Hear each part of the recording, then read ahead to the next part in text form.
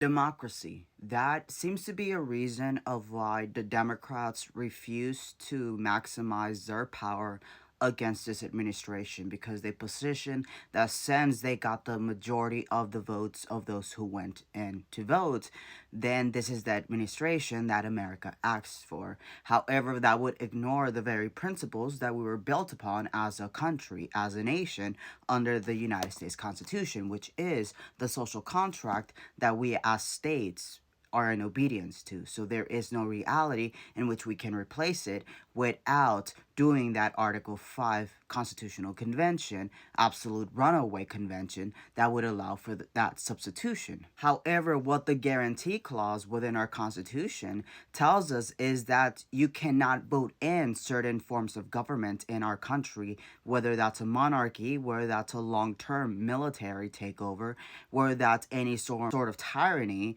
You cannot vote in democratically administration that would be in contrary to our actual social contract. You cannot substitute the United States Constitution because under Article 6 Supremacy Clause, the Constitution is the law of the land, not the president, not the executive, not the judiciary, not the legislative, but the Constitution. That is the social contract that binds the people and the government. Within that reality, the whole reason why we have republicanism is because you cannot trust democracy to be equal. When it comes to separate but equal, when it comes to Jim Crow laws at that time, had democracy chosen whether or not black and whites were equal, then separate but equal would be remain because that would be in accordance to the comfort of the population, because the population gets to dictate what they're comfortable in and what they want to have rights and what they don't want to have rights. And that is why republicanism, where it's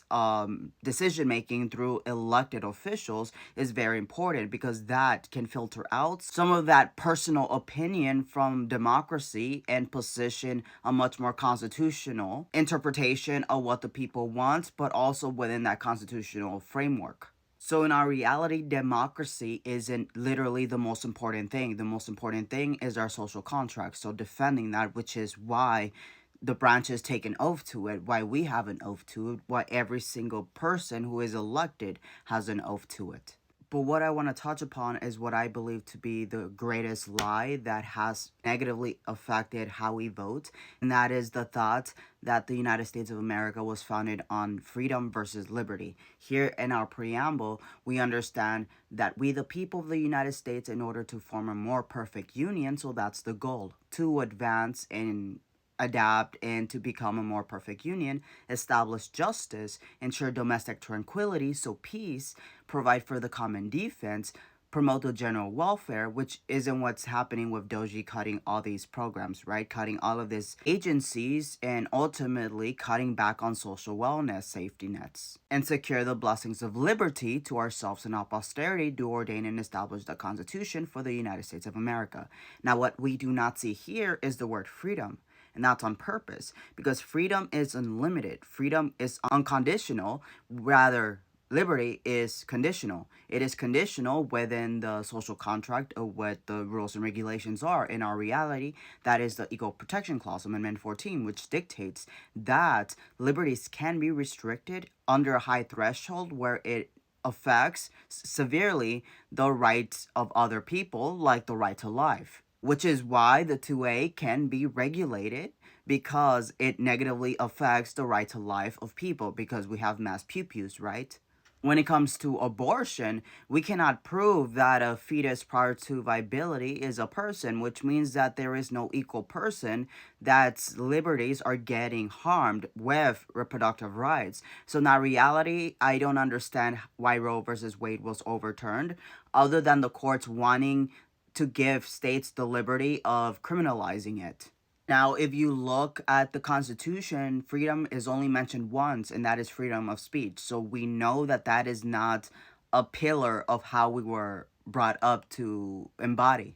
Rather, in Federalist 2 by John Jay, written in 1787, who is one of our founding fathers for the Federalist Papers, positioned that nothing is more certain than the indispensable necessity of government. And it is equally undeniable that whenever and however it is instituted, the people must cede to it some of their natural rights in order to vest it with requisite powers. So the people, we the people, you and me, must give over some of our natural rights in order for the government to function, in order to safeguard our interests, in order to give us this in the preamble, we must see to it some of our rights. And that tells us that we don't have unconditional freedom, we have conditional liberty within our social contract of the United States Constitution, right? In that reality, it's false for people to tell you to vote for your own individual freedoms, because we should be voting on the collective freedom. We should be voting on the collective liberty versus individual liberty, because your individual liberty may be different than my individual liberty. But the thing is that under the Equal Protection Clause, we are not allowed to encroach on each other's liberties unless there's a significant threshold of harm that is being committed. But you being uncomfortable with my existence isn't a high threshold of harm that is being committed against you. Now, you wanting me to not exist because you're not comfortable with who I am, now that is encroaching severely on my right to life. See, the freedom of consciousness isn't a thing, and that's the reality that when we vote, we should be voting for the collective, not for what benefits you individually.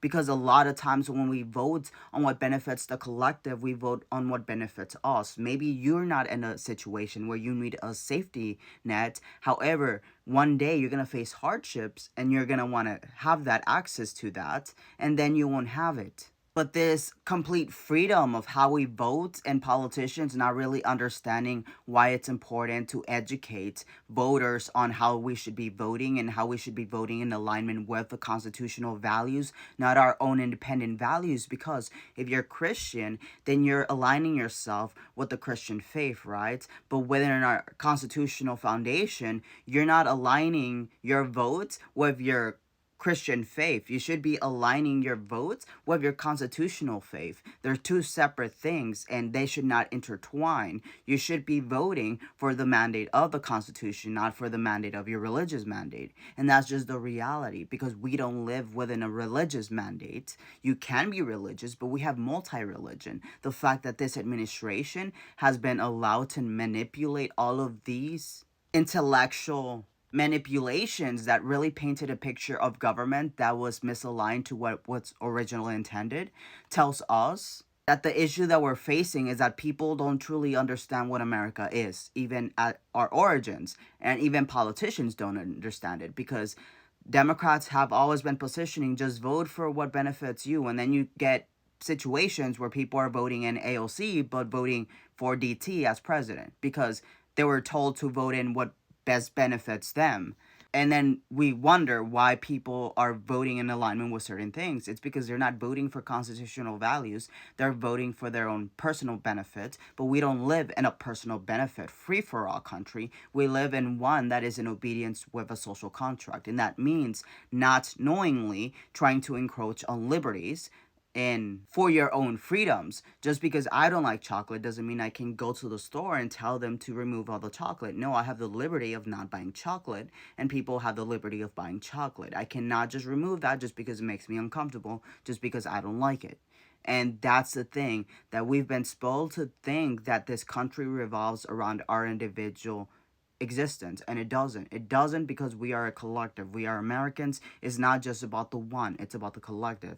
But in being told that we should be thinking of ourselves disconnected from each other, that's truly what allowed for this vote. That's truly what allowed for this reality. That's truly what allowed for reality where our Democratic Party isn't existing as an opposition party, because they have been cuddling this administration and those ideologies that led to it for far too long, that they've normalized it as real.